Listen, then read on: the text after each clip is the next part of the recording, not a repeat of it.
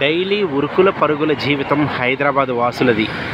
ఎందుకంటే ఉద్యోగరీత్యా ఉరుకులు పరుగులు ప్రయాణం మాత్రం చేస్తూ ఉంటారు. మార్నింగ్ ఆఫీసులకు వెళ్ళటం, ఈవినింగ్ మళ్ళీ హుటాహుటిన రూములకు రావటం, ఇదే దినచర్య వెళ్ళది.